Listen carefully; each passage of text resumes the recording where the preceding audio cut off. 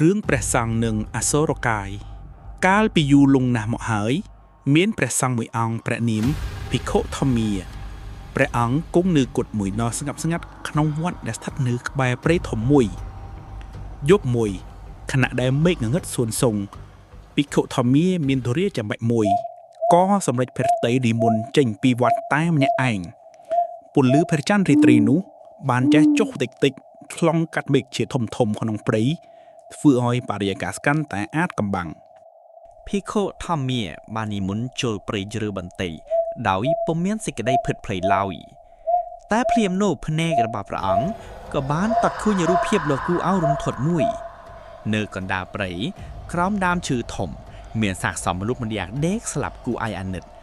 ហើយនៅក្បែរសាកសមនោះ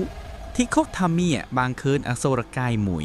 កំពុងតែស៊ីសាកសមនោះយ៉ាងឆ្ងាញ់ពិសាអសុរកាយនោះមានសម្បុរខ្មៅស្រអាប់ភ្នែកក្រហមឆ្កៅហើយធ្មេញស្រួយៗរបស់វាប្រឡាក់ទៅដោយឈាមពេលដែលវាឃើញភិក្ខុធម្មាអសុរកាយនោះក៏មានសេចក្តីភ័យខ្លាចឡើយភ្លាមវាគិតថាព្រះសង្ឃអរនេះច្បាស់ជាចង់ដណ្ដើមចំណីរបស់វាជាមិនខានដោយសារតែសេចក្តីភ័យខ្លាចនេះអសុរកាយនោះក៏បានធ្វើរឿងដ៏គួរឲ្យភ្ញាក់ផ្អើលមួយគឺវាបានចូលសន្ធិដ្ឋក្នុងសាកសពនោះភ្លាមតែម្ដងមិនយូរប៉ុន្មានសាកសពមនុស្សក៏បានងើបឈរយឺតហើយចាប់ផ្ដើមដើរនំរងមករកភិក្ខុធម្មាភ្នែកសាកសពនោះបាក់ធំសម្លឹងមកព្រះអង្គ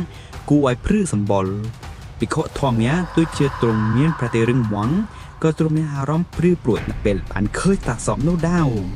សាកសពនោះបានរត់ដេញតាមព្រះអង្គយ៉ាងលឿនចំណែកភិក្ខុធម្មាក៏បានចាប់ផ្ដើមនិមន្តរត់សម្ដេចទៅកាន់វត្តវិញដោយមិនបងអង្គយូរគ្រុឌជំហាននៃការរត់ព្រះអង្គបានសូត្រធម៌ដោយម៉ត់ទទេដើម្បីកុំឲ្យមានការភ័យខ្លាចសាកសពនោះនៅតែបន្តដេញតាមពីក្រោយព្រះអង្គរហូតដល់ព្រះអង្គបាននិមន្តដល់របងវត្តនៅពេលដែលភិក្ខុធម្មាបានឆ្លងផុតកម្រិតរបងវត្តទៀងសាកសពនោះក៏បានឈប់ស្ងៀមមួយរំពេចក្រោយមកភិក្ខុធម្មាបានឃើញអសុរកាយនោះចេញពីសាកសពរត់បាត់ចូលទៅក្នុងព្រៃវិញយ៉ាងលឿនហើយសាកសពនោះក៏បានដួលទៅនឹងដីវិញដូចដើមភិក្ខុធម្មាបានដកដង្ហើមធំដែលក្បីធូរស្បើយព្រះអង្គទ្រង់ជ្រាបថាអសុរកាយនោះខ្លាចបារមីធម៌នេះក្នុងវត្តទើបវាចេញពីសាកសពនោះចាប់តាំងពីពេលនោះមកភិក្ខុធម្មាតែងតែសូត្រធម៌រំដោះវិញ្ញាណសត្វដែលបង្វេងផ្លូវឲ្យបានទៅកាន់សុគតិភពដើម្បីកុំឲ្យពួកវាដើរបៀតបៀនមនុស្សញាតិទៀតឡើយ